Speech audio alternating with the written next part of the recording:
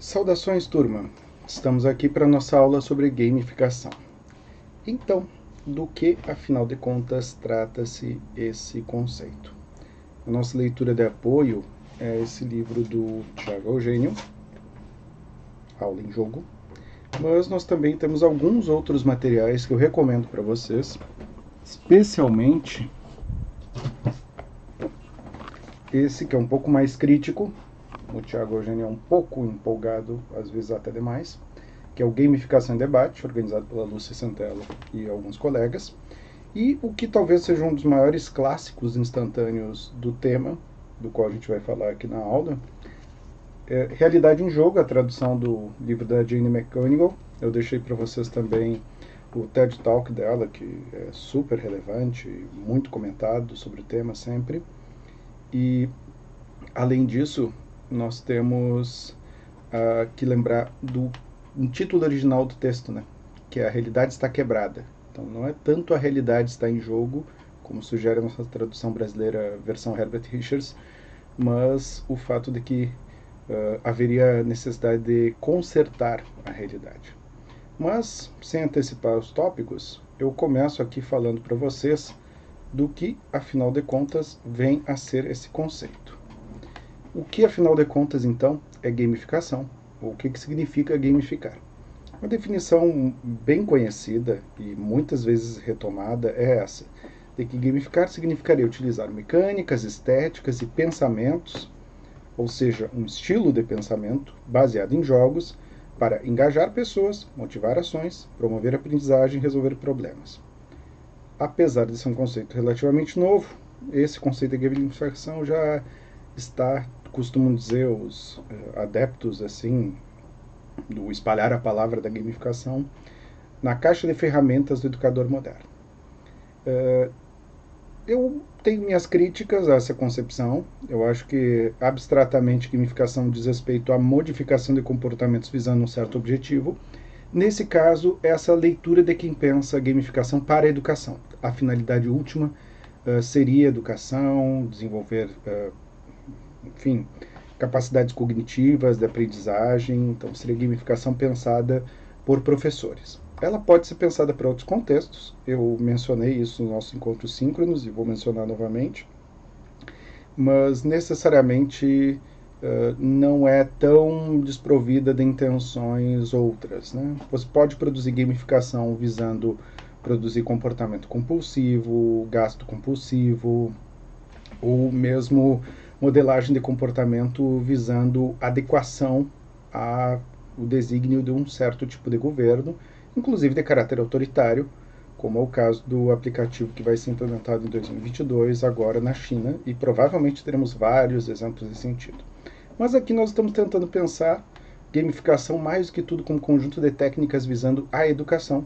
Então, em artigo posterior ou uma aula posterior, eu posso, uma aula bônus aqui, pode ser até o fim, após o fim da disciplina, eu posso abordar um pouco desses aspectos mais críticos da educação. Uma das primeiras formas de gamificação, embora não seja exatamente gamificação propriamente dita, mas que serve muito até hoje para ela e muitas vezes não é citada, por isso eu fiz questão de ressaltar aqui, foi empregada por Richard Bartle.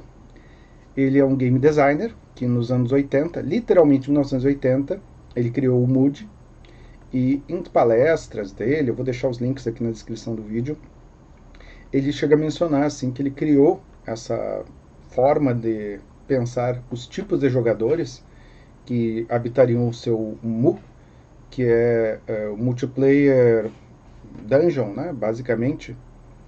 A ideia dele era usar redes, inicialmente cabeadas naquele momento, mais tarde também se tornou uma certa febre na internet, após o início da internet comercial. Eu lembro, especialmente no Brasil, vários amigos ali por 97, 96, 97 usavam o Mu. E o Mu era basicamente um jogo, que era uma dungeon de texto. Então, o que você fazia na dungeon, muito no estilo do Zork e de outros jogos de texto, que não tinham interação com outros jogadores, o Mu permitia você fazer ações e habitar, andar por um mundo livremente. Então, havia uma certa limitação na quantidade, no tipo de ação que poderia ser feita, né?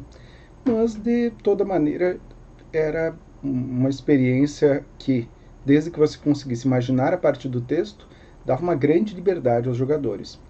E a tipologia criada pelo Bartle diz respeito a de que modo as pessoas jogariam o jogo criado por ele, essa plataforma, esse ambiente digital de interação de jogadores, e a tipologia que ele criou, que eu usei essa imagem aqui, eu tentei descobrir a fonte, pessoal, peço desculpas que eu não consegui, mesmo fazendo pesquisa de imagem, de um autor ou autora brasileira, e eu achei muito bonita, muito legal, mas não consegui descobrir o autor.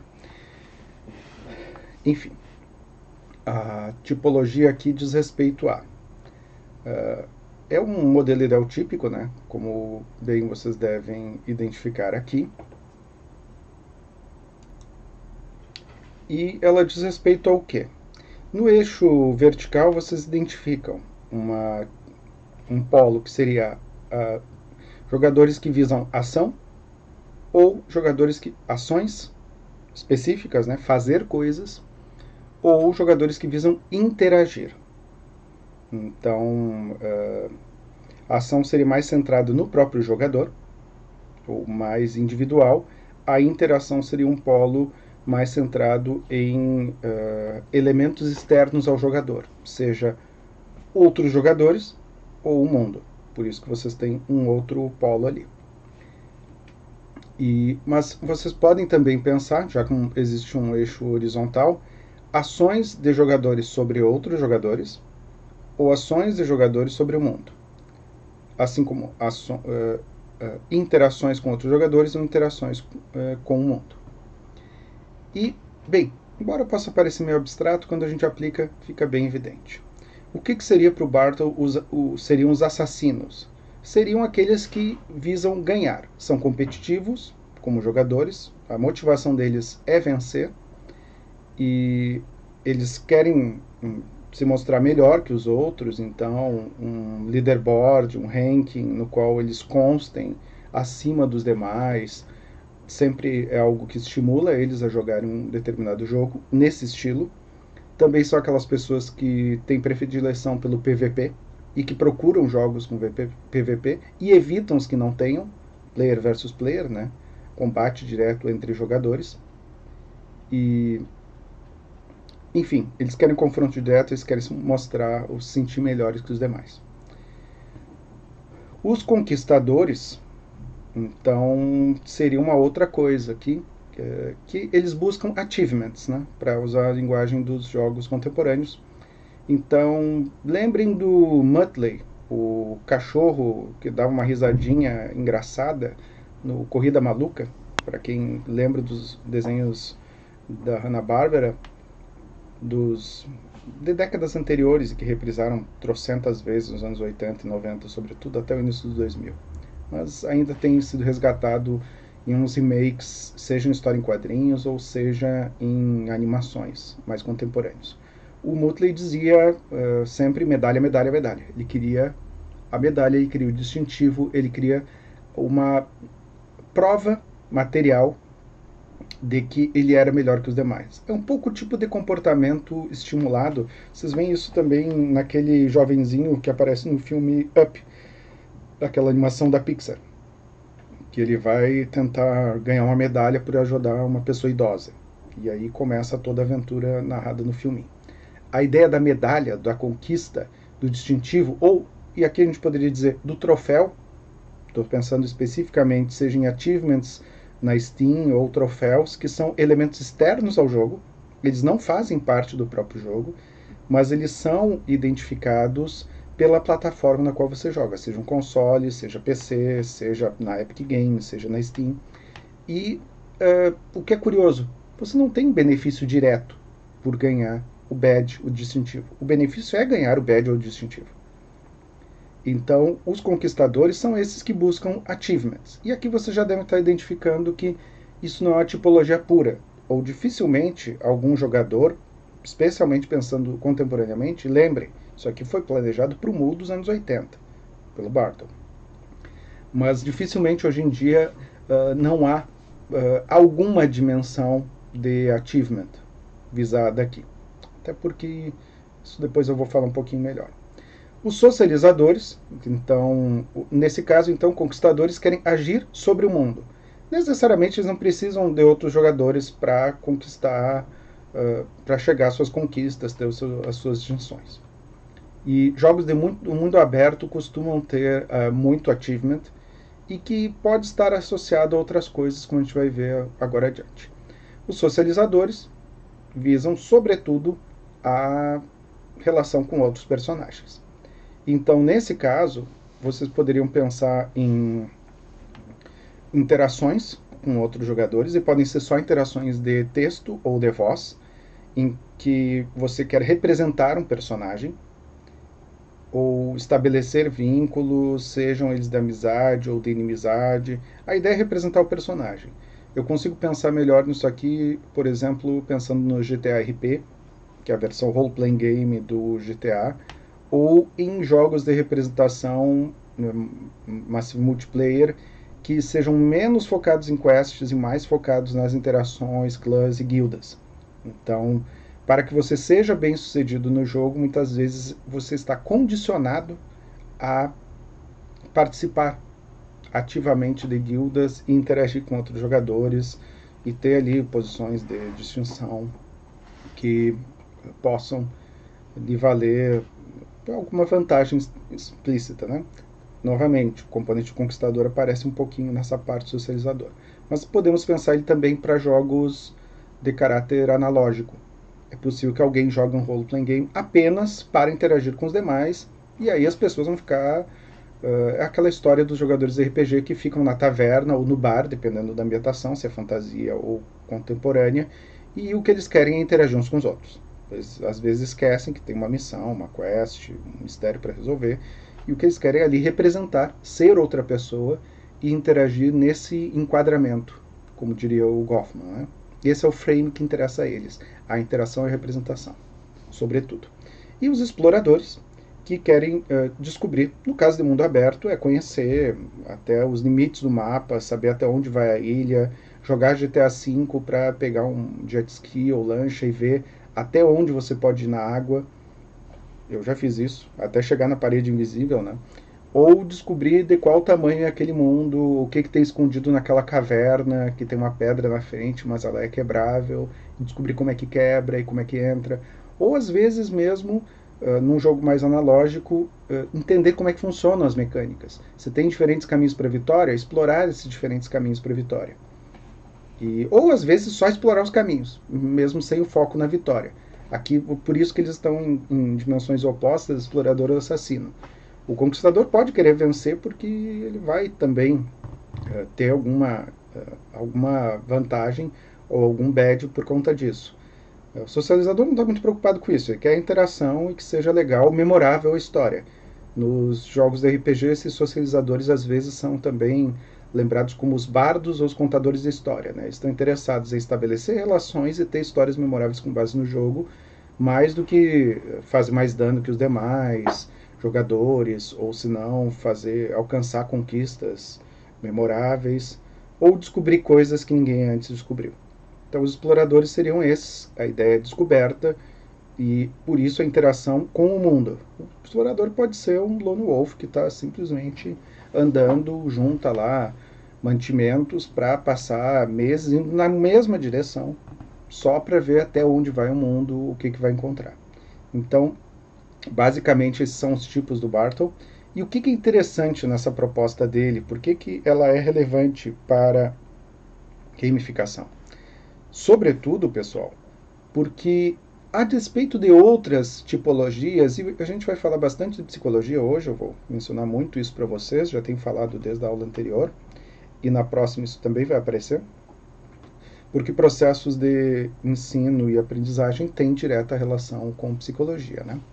Por que então é interessante para quem pensa gamificação utilizar essa tipologia do Bartle ao invés do Inventário Minnesota Multifásico de Personalidade, o MMPI, para os íntimos, que é um teste bem conhecido da psicologia, ruim pra caramba, mas ainda é utilizado muito porque é simples de usar. É um questionário com trocentas questões de múltipla escolha, tem várias versões. Eu lembro que eu até fiz isso quando eu fui fazer concurso para psicólogo na SUSEP. Foi usado conosco. E era eu e mais um monte de psicólogos fazendo um teste que a gente sabia como é que fazia coisas bizarras que acontecem na vida da pessoa. Mas então, por que você não quer saber como é que é a personalidade do jogador, necessariamente? Ou como é que é o seu estilo de raciocínio? E sim, a motivação que faz com que aquele jogador se divirta jogando. É esse o ponto. Como gamificação diz respeito a usar esse aspecto dos jogos, sobretudo no nosso caso no ensino, diversão, aquele fun já discutido lá no Huizinga, que diz que é a principal característica dos jogos, é o que faz as pessoas quererem jogar. Elas jogam para se divertir, elas não jogam para fazer outra coisa. E aí a gente poderia até pensar de que modo certos sistemas de recompensas não podem talvez até subverter. Estou pensando em jogos digitais, aqueles que obrigam você a jogar todo dia ou fazer todo dia alguma ação para ter ali uma recompensa. E daqui a pouco a pessoa nem está mais se divertindo, mas ela sente que perde algo se ela não corre atrás da recompensa. Isso seriam formas até meio corrompidas de jogo, mas que usam também elementos de gamificação. No caso específico aqui, a tipologia do Barton nos ajuda a entender o que motiva as pessoas a jogar. E isso ajuda demais para pensar o que motiva as pessoas, qual seria a melhor motivação, ou qual é o seu estilo de jogador ou de interator, pensando mais abstratamente, quando está propondo uma forma de gamificação para o ensino.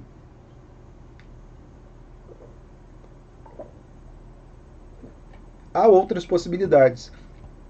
Existe um modelo proposto pelo Stephen Race, que é essa Race Motivation Profile, que define, com base bem arbitrária, colocada por ele, diz que é científico, o site vocês encontram, se procurarem Race Motivation Profile, vocês encontram esse site.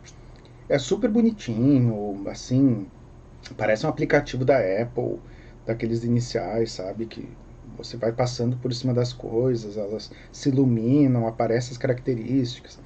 E aí, segundo o Ray, seriam essas 16 características aqui.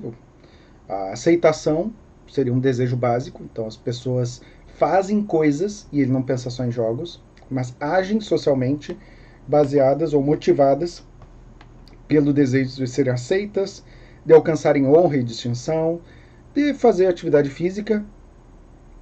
Acho estranho isso, mas ou de alcançar paz e tranquilidade, angariar poder, ou seja, influenciar outras pessoas, por idealismo, ou seja, um ideal, um valor que consideram superior a si próprias, pela beleza, seja para serem belas e assim admiradas, novamente, modelo ideal típico. Vocês veem aqui que há interação entre esses diferentes desejos, não aparecem de forma pura também. Curiosidade, que eu acho que é um bom saco de gato, né? Porque você não sabe o que dizer do desejo de motivação, diz, curiosidade. O que fez isso? Não sei, queria ver o que acontecia. Para economizar, por independência, ou seja, afirmação da identidade, para comer para ele é um dos desejos básicos. Isso aqui lembra um pouco a pirâmide do Maslow, que em outro momento eu posso descrever para vocês. Pertencimento familiar, e talvez grupal, identitário, não apenas familiar, vou colocar aqui. Status, que para mim é muito parecido com honra, mas ele faz lá a sua distinção. Desejo de ordem, típica característica compulsiva, né? Contato social, para interagir com outras pessoas. Aqui eu fico lembrando muito do modelo do Barton, né? Que realmente é muito parecido. Ou mesmo por vingança. E é o que eu acho mais estranho desse modelo dele, mas tudo bem. Alguns grupos têm usado, alguns designers de jogos têm usado um pouco esse tipo de tipologia, mas ela peca por falta de simplicidade e porque tem coisas muito específicas aqui. E eu, honestamente, acho que é muito, muito ocidental. Eu acho que tem vários elementos aqui que fazem falta se a gente pensar numa configuração um pouco mais oriental de mundo. Essa daqui é bem, bem ocidentalizada. Mas tudo bem. É uma outra possibilidade. Eu menciono aqui para que vocês saibam que ela existe. E, sobretudo, para demonstrar o quanto que é muito mais interessante para pensarmos em gamificação do que usar uma dessas ou outras quaisquer, a do Bartle. E ela acaba sendo uma referência um tanto histórica para a gamificação por conta disso. Na época ela não foi usada, mas agora, com esse advento da gamificação, ele mesmo passou a publicar muita coisa e ele tem um site no qual ele disponibiliza todos os PowerPoints, as palestras dele, além dos artigos. E já um senhor idoso, né? Mas muito ativo, ele continua dando palestra, participando. Até agora, 2020, eram as últimas dele. E muito bem humorado. Humor bem britânico e um pouco peculiar. As pessoas mais dão risada meio sem graça das piadas dele, que não faz muito sentido nas palestras. Mas vale a pena assistir. Então, eu não sei se tem alguma com legenda, mas mesmo que não tenha, vale a pena, porque é fácil. Ele fala exatamente o que está nos slides, fora uma que outra piadinha. Então vale a pena assistir. Vou deixar na descrição aqui do vídeo um link para uma palestra dele. Então surge essa ideia de gamificação, o conceito propriamente dito, com uma proposta do Nick Pelling em 2002. Ele meio que cria o termo, mas não cola. Não consegue usar muito. A ideia dele é meio que usar jogos para outras atividades. E quem acaba fazendo isso é outra game designer. Notem, estamos só falando de game designers aqui. Bartle, o próprio Nick Pelling, a Jane McGonigal, são todos game designers. E a McGonigal, em 2010, lança essa versão em inglês do livro, que foi posteriormente traduzido, e acho que bem posteriormente no Brasil. Não, 2012, não demorou tanto assim. E ela publica esse Reality is Broken, um pouco mostrando, olha, como gamificação pode ser usada para fazer coisas positivas, como nós podemos mobilizar comportamentos socialmente valorizados, úteis, interessantes, como nós podemos melhorar a sociedade através disso, sem que seja percebido como trabalho, como esforço, como sofrimento. No fundo, pessoal, se vocês cavarem as referências que fundamentam a base da gamificação, ela é muito utilitarista. Ou seja, minimização de custos ou de desprazer com a maximização de benefícios ou prazer. Basta vocês lerem os escritos mais clássicos do Stuart Mill e também do Jeremy Bentham, sobretudo, eu diria. Não o Bentham do Panóptico, outros trabalhos do Bentham que ele escreve pensando valores, né? Os utilitaristas, por vezes, são pensados como muito pragmáticos, mas eles têm uma preocupação valorativa que, no limite, é essa, que em economia acaba sendo muito lembrada pelo princípio minimax, né? Minimização de custos, maximização de benefícios, mas para eles isso também é uma forma de melhorar o que hoje em dia chamaríamos de qualidade de vida das pessoas, ou fazer com que as pessoas sofram menos e consigam ter mais prazer no modo como vivem. É um pouco a perspectiva transversal dessa obra da McGonigal e vale a pena ver os TED Talks. Como eu já mencionei em aula para vocês, talvez seja um pouco ingênuo até, ou digamos, empolgada. Os autores que propõem usos da gamificação são bastante empolgados no geral, e é bom que sejam. E é bom que também vocês, se quiserem usar, se empolguem, porque tem potenciais interessantes mesmo nessa possibilidade. E embora eu acho que é importante também sempre frisar as fontes disso.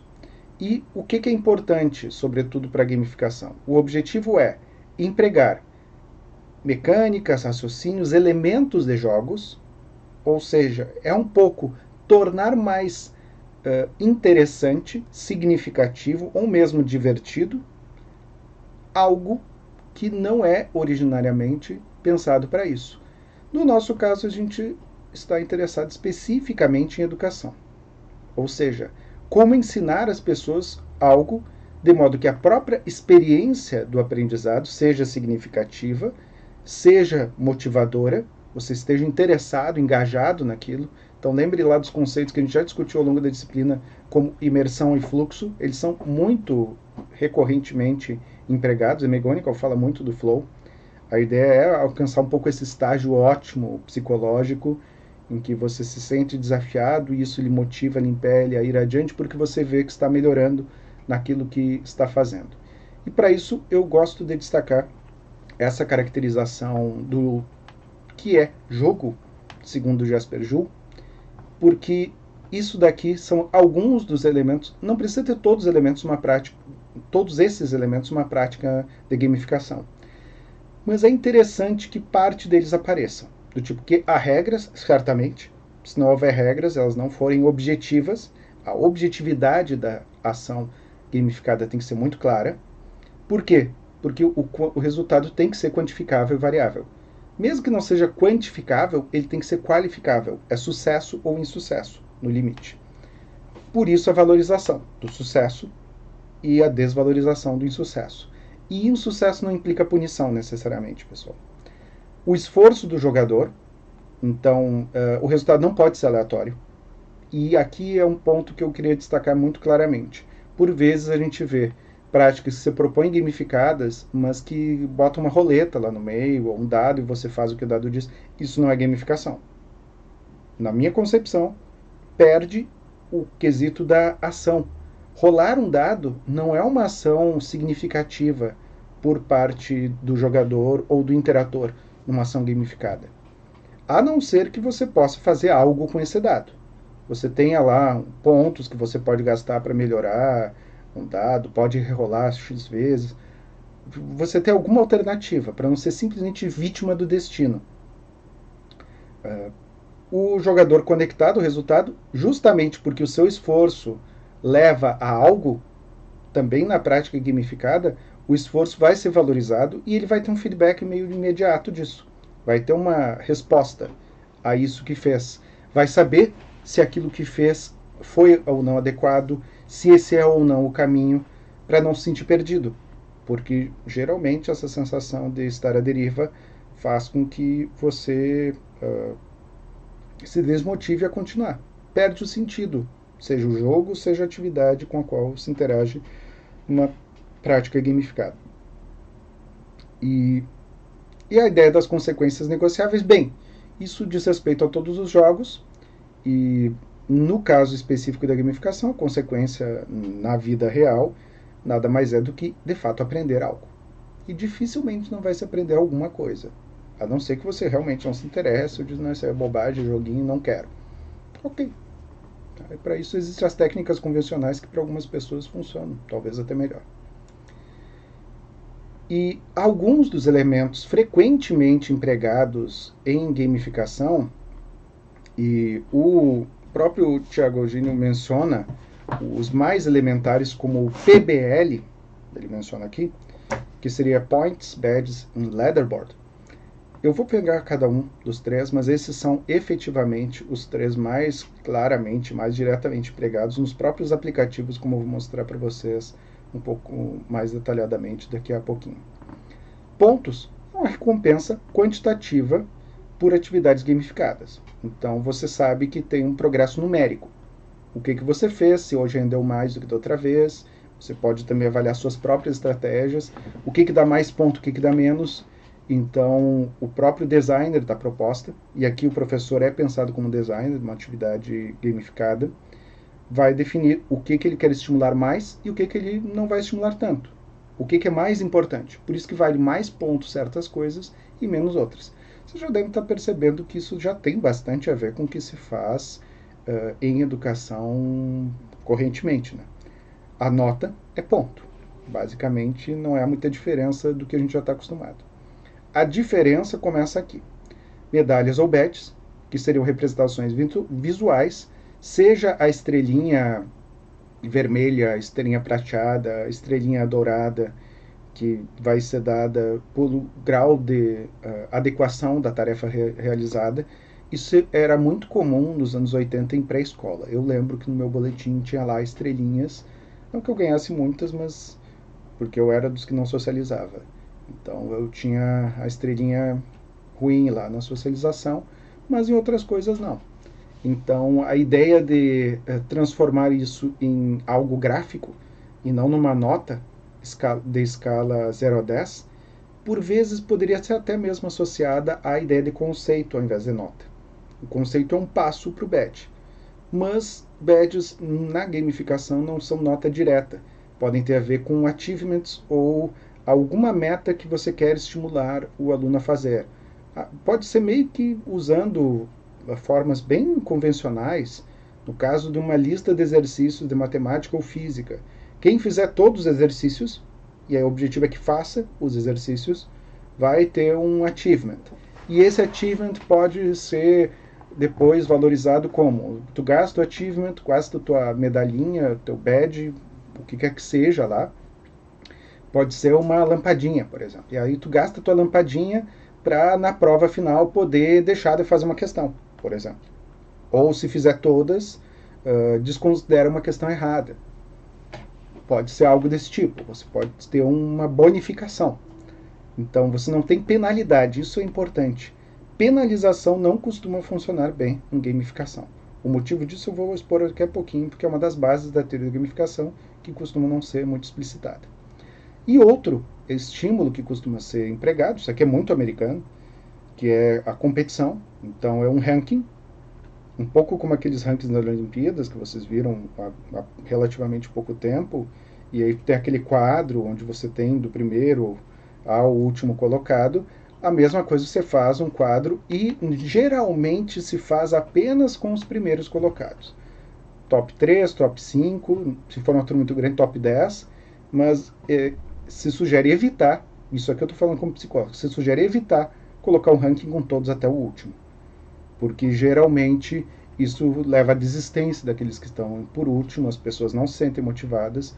Uma outra forma que pode ser implementada aqui é alguma compensação por handicap para quem for muito mal.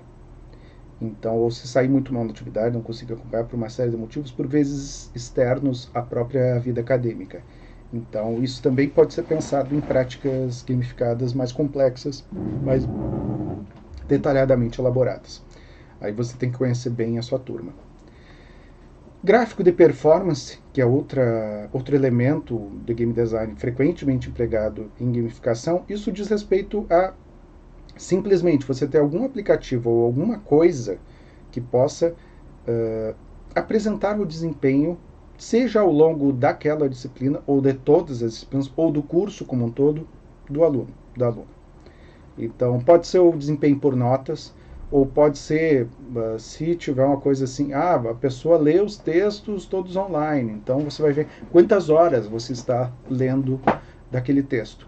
Vocês podem observar isso em todos os aplicativos hoje em dia, há uma certa preocupação e por default, por padrão, os aplicativos mesmo estão dizendo quantas horas você passa usando semanalmente, seja o seu celular, seja o computador, se vocês instalarem um, no celular e no tablet, geralmente isso já vem embutido.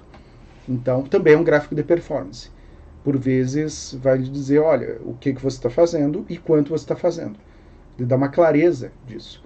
Na maior parte dos aplicativos de corrida, ou de exercício, ou de dieta, sobretudo corrida e exercício, porque é mais fácil, é só identificar tempo de atividade com alguma tecnologia vestível ou coisa similar, vocês conseguem também ter um gráfico, um monitoramento disso, porque a pessoa está interessada em ter um feedback. O que eu estou fazendo?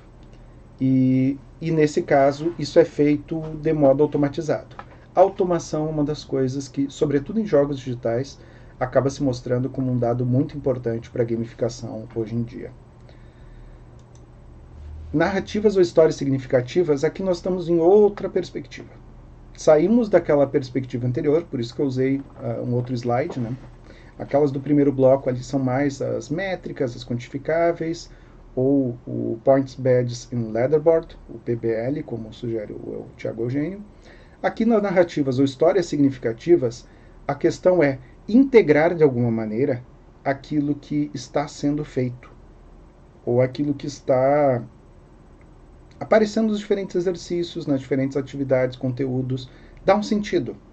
Então, o Eugênio deu uma ideia que eu achei ótima, ele vem da biologia e ele dá ideias de, por exemplo, criar uma situação meio CSI, assim, meio investigação criminal, forense, para conseguir explicar princípios de pH, ou presença de sangue, se o sangue é do tipo ou de outro tipo, um pouco para as pessoas entenderem qual o sentido disso. Se for lá em potencial de hidrogênio em abstrato, As pessoas podem achar, tá, mas para que eu quero saber isso? Ah, tá, ok, ácido, base, tá, mas para que serve? Eu sei o que é ácido e o que é abrasivo, que soda cáustica é diferente de ácido sulfúrico, embora os dois queimem igual. Não queimam igual, mas queimam. No senso comum pode ser visto como igual. Dói e machuca. Mas, ok, mas qual é a relevância disso? Integrando isso numa história, as pessoas ficam motivadas em tentar descobrir qual é o mistério, o que está acontecendo, e é isso que faz com que histórias policiais sejam tão interessantes. E um pouco, talvez, daquele senso mórbido de tentar descobrir motivações, por que a pessoa cometeu o crime ou não. Então, vários elementos, inclusive de caráter sociológico, podem ser associados a isso. Você pode pensar um crime, uma investigação criminal e integrar diversas disciplinas. E no âmbito sociológico vocês estão se perguntando o porquê. Lembre dos tipos de ação do Max Weber. O que motivou aquele crime, aquele assassinato? Foi uma ação tradicional? Foi uma ação afetiva, movida por valores ou movida por interesse? Ah, não, é um inimigo tradicional da família, os Montecchi e o Capuleto, que quer que seja, então eles sempre lutam contra o outro, então era esse o fundamento último. Afetivo, não, tomada ou tomado de fúria absoluta e irrefreável, a pessoa matou aquela outra pessoa que lhe era conhecida, ou era um desafeto já conhecido, não suportou a emoção. E aí tentou ocultar o corpo, e aí fez uma série de outras coisas. Então seria uma ação afetiva. Motivada por valor, defesa da honra, na concepção antiga de homicídio por defesa da honra.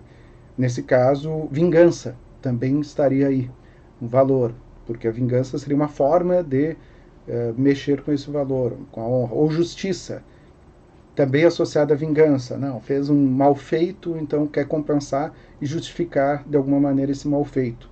Ou simplesmente por interesse. Não, matou porque daí ia receber um seguro, ou porque aquele sujeito estava disputando poder consigo e você queria alcançar aquela posição de poder, você ou a pessoa, né, o criminoso da historinha.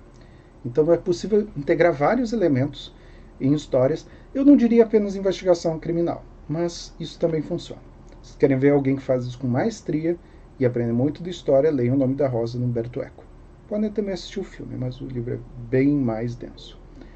O uso de avatares também é interessante, sobretudo com o uso de realidade ampliada, em que é possível fazer uma representação física ou virtual do interator ou participante no ambiente gamificado. Então, claro, no limite a gente está pensando em um ambiente que a pessoa possa, por exemplo, fazer investigação usando um daqueles óculos 3D de papelão no celular. Isso é muito fácil de fazer.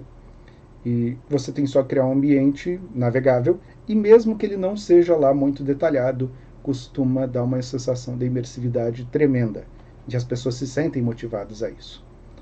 Então, eu disse já para vocês do Chronicles of Crime, a gente pode tentar fazer uma sessão, não sei que horário, que dia, mas dá para tentar. Teria que ser um pouco extra classe, mas seria muito interessante para vocês conseguirem, nem que fosse no caso tutorial, ver como é possível, porque é um aplicativo que permite fazer isso. Claro que é bem mais limitado, porque a gente não vai estar no mesmo ambiente usando o óculos 3D, mas vocês podem ver o ambiente, eu posso mostrar. E eu já vi que isso funciona de modo muito interessante. Colegas de time, nesse caso, trata-se de você integrar equipes, criar equipes que vão ou competir entre si ou cooperar entre si, fazendo diferentes atividades ou dando conta de diferentes aspectos de um problema mais complexo, mais amplo. Então, ou mesmo estimular conflito, né? Utilizando métodos, eu fico lembrando de jogos analógicos como Resistance, onde você descobre que há um infiltrado no seu grupo e o seu objetivo é descobrir quem é esse infiltrado. Depois eu posso dar exemplos mais detalhados dele. Ou deixo um link vou deixar um link na descrição do vídeo aqui que ajuda mais. Alguns elementos, pessoal, que eu acho que é importante destacar e que antes de ir para a parte dos aplicativos, toda a discussão da gamificação tem muita relação com recompensa. Então, eu vou apenas retomar aqui, vai ser replay para quem estava na última aula síncrona, mas de toda maneira fica o registro para quem eventualmente não pôde assistir.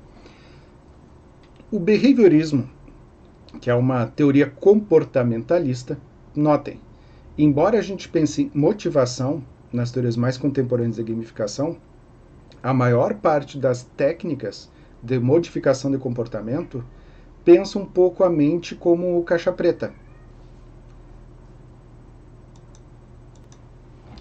Então, pessoal, o que nós podemos pensar disso? A história começa com Pavlov, que é um psiquiatra russo, um médico que acabou se dedicando mais a estudos do funcionamento da mente. O interesse dele era mais que tudo comportamento animal. Ele não se dedicou a estudos com humanos. E, bem, o que é o arco reflexo pavloviano ou condicionamento clássico, que se estuda muito em psicologia e é básico para compreender modificação de comportamento e, de alguma maneira mais elementar, aprendizado. O que ele identificou é que os cães salivavam quando tocava uma sineta ou fazia algo que evocasse a alimentação. Só que a sineta, ou raspar um garfo num prato, ou bater com uma colher numa tigela de metal, em si, isso não tem relação com o alimento, mas é associado pelo animal, ou seja, ele aprende aquilo. Então, o que acaba acontecendo? Ele sistematiza isso e ele identifica que o que seria um estímulo neutro, a sineta da comida, ou os sons de instrumentos, talheres, tigela, prato ou coisa parecida, são estímulos neutros que são associados ao estímulo não condicionado, incondicionado, como costuma se falar, que é a alimentação, a comida mesmo, quando o animal está com fome, obviamente. E haveria aprendizado nesse contexto, através dessa associação de estímulo, transformando o estímulo neutro em estímulo condicionado, associando ele a um incondicionado. E como que isso acontece? Aqui é uma representação gráfica simplinha, né? Comida, estímulo incondicionado. Sineta, estímulo neutro. Sineta associada à comida torna-se estímulo condicionado e produz o mesmo efeito inicial, que é a salivação ou via sineta. Quando as coisas começam a ficar interessantes? Aqui nós temos algumas conclusões básicas do condicionamento clássico. A ideia do Pavlov é que o organismo reage por reflexo, ou seja, não existe aqui um processo cognitivo superior. É reflexo, então não é inato, é aprendido. Isso é importante. Isso daqui permite-nos dar um passo adicional para além daquela concepção biológica do século XIX, de que a biologia é o destino e os animais, tudo que fazem porque eles já são meio pré-programados instintivamente. Existe um instinto animal. E diz, não é assim com animais.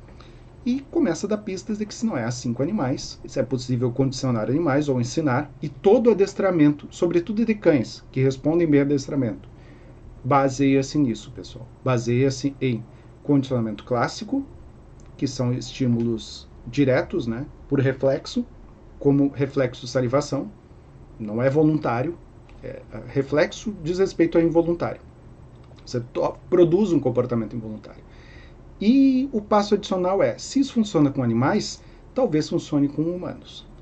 O John Watson, que é um psicólogo norte-americano, acabou usando a teoria do Pavlov de um modo que certamente é para lá de antiético, condicionando bebês. O caso mais clássico conhecido dele é o do pequeno Albert. Vou mostrar uma imagenzinha para vocês. Mas a ideia inicial dele era da mesma maneira que se condicionou um estímulo incondicionado, comida para um animal faminto, a um estímulo neutro, sineta, transformando ele em estímulo condicionado, ele usou um estímulo incondicionado, que é um som alto e dolorido para um bebê, bater com um pedaço de metal em outro, 2 canos de metal ocos, um barulho alto que assusta, produz medo, talvez um pouco de dor, um tímpano de bebê, e seria o estímulo incondicionado, bem cruel, não preciso nem dizer isso, mas que é associado a um estímulo condicionado, ou seja, botava lá um rato branco ou depois um coelho, e toda vez que a criança se aproximava ou queria pegar o rato branco ou o coelho, batia com aquilo. Batia os canos e condicionava. Ou seja, ele conseguiu fazer com que, nesse caso mais clássico, um bebê de 10 meses, tivesse medo. Então, toda vez que ele via o coelhinho fofinho, ele chorava, porque ele associava o estímulo incondicionado do barulho alto. Da mesma maneira, o rato. Felizmente, esses experimentos não são mais feitos hoje em dia e são vistos com muita crítica, né? Mas de toda maneira, ele provou a sua teoria de que era possível produzir esse tipo de reflexo, ou seja, medo, emoções primárias, na concepção de então, em humanos, não só em animais. Os positivos também, né? Não sei por que ele não trabalhou com os positivos, mas sim com os negativos, como o medo. O Skinner, que é esse sujeito que parece o vilão do Desventuras em Série, nessa foto, que ele já está mais idoso, acabou se direcionando para a psicologia ainda jovem e partiu dessa premissa, assim, que a ideia dele é que os comportamentos que poderiam ser condicionados não eram apenas reflexos. E ele desenvolve uma teoria do que ele chama de condicionamento operante, que seria possível, através de sucessivos processos de condicionamento, produzir comportamentos complexos e hábitos, não apenas reflexos. Então, da mesma maneira que, por exemplo, aprender a datilografar ou a digitar. Na época dele era datilografar, tá, pessoal? Digitar no teclado. Você tem que conseguir, por uma série de atos de condicionamento e repetição, tornar aquele comportamento automático. E essa ideia de comportamentos automáticos ou de uma memória hábito, como nos diria o Bergson, ainda no século XIX, ele acaba associando a concepção do comportamento, do condicionamento operante. E aqui os estímulos incondicionados que são tornados condicionados são múltiplos numa cadeia de modelagem de comportamento. E o que ele acaba desenvolvendo, ele tem várias obras bem interessantes. Eu destaco aqui o Walden 2, sobretudo, o Walden 2, que eu acho extremamente interessante para pensar no que ele diz, novamente, muito utilitarista, como seria uma sociedade na qual todos fossem condicionados para os papéis sociais que lhes cabem. Ou seja, as pessoas são felizes. Elas são aquilo que elas desejam ser. Só que o que é curioso, o Walden 2, que é de 48, é uma utopia. Para ele é um cenário a ser desejado. É o oposto da distopia do Aldous Huxley, publicado em 32, ele grava um Mundo Novo, no qual um condicionamento que à época era chamado de neo-pavloviano mostrava como as crianças que seriam da classe operária eram condicionadas a ter medo a livro, e ele está, em 32, a referência direta do Huxley é ao experimento do Watson com o pequeno Albert, ou seja, as crianças tomavam um choque quando iam para perto de livros, ou flores, porque tinha flores, às vezes, no caminho para o trabalho de trem, e aí os operários ficavam gostando de ver flores e queriam ficar no trem vendo paisagem. Aí mostravam lá livros com flores, faziam eles ter horror incondicionado ou irreflexivo tanto a livros quanto a flores, porque era melhor que eles iam trabalhar e não iam ficar perdendo tempo com essas outras coisas, seja com literatura ou com informação que não lhes cabia. O que interessava é que eles usassem o corpo, não a mente. Esses das classes mais baixas, que eram definidas por estratificação genética nessa distopia do Huxley, né, pessoal? Para quem não conhece, vale a pena. Fica aqui a referência, momento cultural. Aldous Huxley, Admirável Mundo Novo. E, da mesma forma, o Walden 2, do Skinner, que é uma versão que se vê positiva, como seria interessante que as pessoas desejassem ser aquilo que elas de fato são. Aí vocês veem que há uma pretensão direta à modelagem de comportamento para produzir conformidade social, o que para nós, cientistas sociais, é incômodo. Mas, para o Skinner, é o objetivo do seu comportamentalismo. Modelagem de comportamento e adequação. E não quer dizer que isso seja necessariamente negativo. Eventualmente, isso pode ser pensado como uma forma de diminuir, por exemplo, ou fazer com que suma uma fobia. Você condiciona a pessoa, associa, por exemplo, alguém que tem fobia a rato, você vai dessensibilizando ela da sua fobia gradualmente. A terapia cognitivo-comportamental é muito baseada na teoria do condicionamento operante skinneriano. Não pensem que isso é apenas uma forma de conformação social. Isso pode ter usos também bastante desejáveis e benéficos. E como vocês já devem estar identificando, tem direta relação com as técnicas de gamificação, porque em boa parte o objetivo é isso: modificar comportamento, condicionar, produzir hábito. E, bem, um resumo então dessa distinção entre o condicionamento clássico e o condicionamento operante é de que o primeiro seria uma resposta irreflexiva ou melhor, irreflexiva é porque não tem reflexão cognitiva. Melhor dizer, uma resposta reflexiva, ou seja, não consciente e direta a um estímulo. O condicionamento operante já é diferente, porque você não está apenas tendo uma resposta direta, mas através de uma cadeia de condicionamentos há a construção daquele hábito e de uma certa memória em que aquilo que antes era difícil de fazer, você, por uma série de condicionamentos, aprendeu. Seja movimentos em passos de dança, seja movimentos no teclado para digitar, seja um conjunto de movimentos num kata, numa arte marcial, seja uma apresentação em ginástica artística, ou seja um conjunto de ideias articuladas e que fazem sentido e que, na maior parte dos casos, diz respeito a isso, a uma série de recompensas a comportamentos considerados adequados. E aqui é importante destacar, pessoal, recompensa é algo que é sentido como positivo, ou seja, prazeroso, pelo interator ou por aquele que está sendo condicionado, seja animal ou humano, no caso, e punição é algo que é visto como negativo. Recompensa, geralmente, a recompensa é associada apenas à recompensa positiva. O positivo diz respeito à presença de e recompensa, que é estímulo positivo. Você pode ter uma punição negativa, que diz respeito a privar a pessoa, ou a criança, ou o animal, de algo que é visto como positivo e que ela pode nem perceber que tem, por exemplo, liberdade.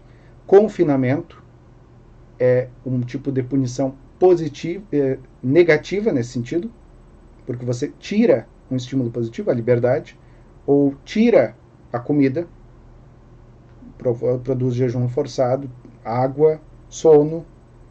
É horrível, sim, mas são formas de punição que geralmente seriam acompanhadas após um comportamento considerado inadequado ou desnecessário, ou que não deve ser estimulado. E a punição positiva é o estímulo negativo, seja um grito, seja um adjetivo visto como inapropriado, inadequado ou desprazeroso, é algum tipo de estímulo desprazeroso. Isso é muito utilizado em condicionamento com cães, sobretudo. É o condicionamento operante, mais do que condicionamento clássico, que é empregado. E o que é curioso, com felinos, sobretudo gatos domésticos, o famoso gato, só funciona recompensa positiva. Então fica a dica. Para quem tem gato, não adianta ralhar, não adianta botar de castigo, só adianta você estimular o comportamento positivo e ignorar quando não estiver fazendo o positivo. Não adianta punir. Tem que tirar o elemento Tipo, gosta de derrubar bibelôs, tem que tirar os bibelôs. E se fizer algo que é inapropriado, que vocês não querem reforçar, simplesmente não estimular o comportamento. É a única forma. Então, gatos são mais desafiadores nesse sentido, porque eles não colaboram e não reagem à punição. E quando ele está pensando em punição, está pensando em crueldade necessariamente, tá?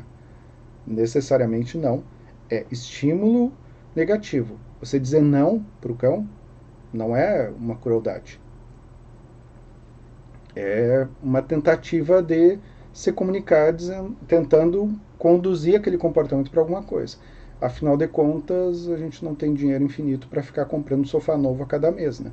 Então, se o cachorro resolve que mastigar o sofá é uma coisa adequada, de alguma forma você vai ter que tentar descobrir de que jeito você faz com que ele pare de mastigar o seu sofá. Dizer não geralmente funciona.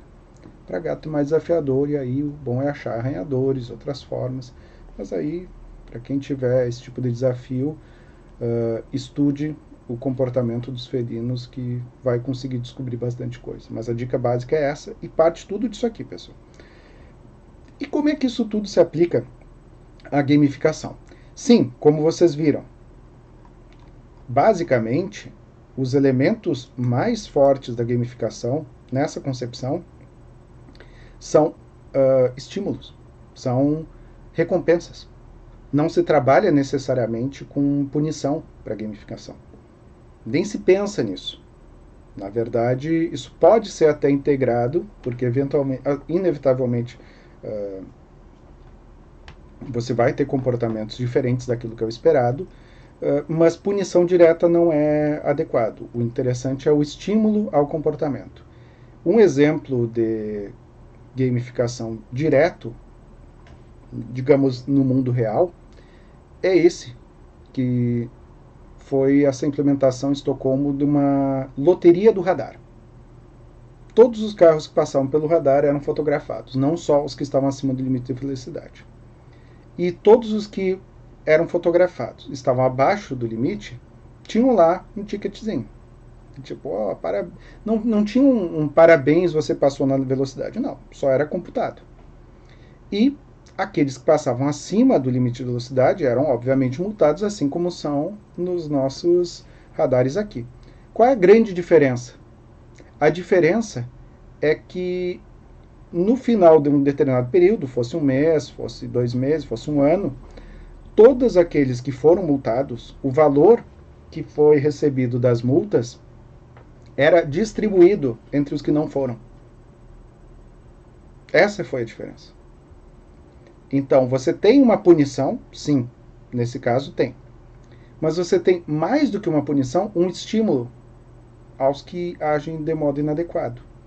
Tanto que, no limite, a tendência é a extinção do comportamento inadequado, passar acima do limite de velocidade,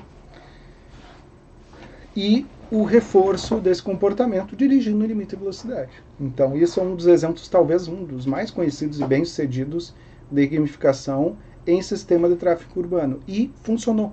Isso que é o mais interessante. Deu certo. Mais do que simplesmente dar multa para quem passava acima do limite, o que já acontecia, essa pequena modificação de estímulo ao comportamento adequado, ou seja, como já mencionei antes, e é por isso que eu acho que é interessante vocês conhecerem um pouco de behaviorismo e condicionamento operante. Recompensa é muito melhor do que punição, sempre, por definição. Então, você dizer não faça é muito menos útil ou relevante do que dizer faça isso. Isso a gente pode pensar para as mais diversas coisas, inclusive fake news, por exemplo, e combate a fake news. Por que não dá tanto certo dizer é fake? Porque as pessoas continuam falando outras coisas, né? Talvez o combate ou a negação a seja menos eficiente do que o estímulo a outras coisas.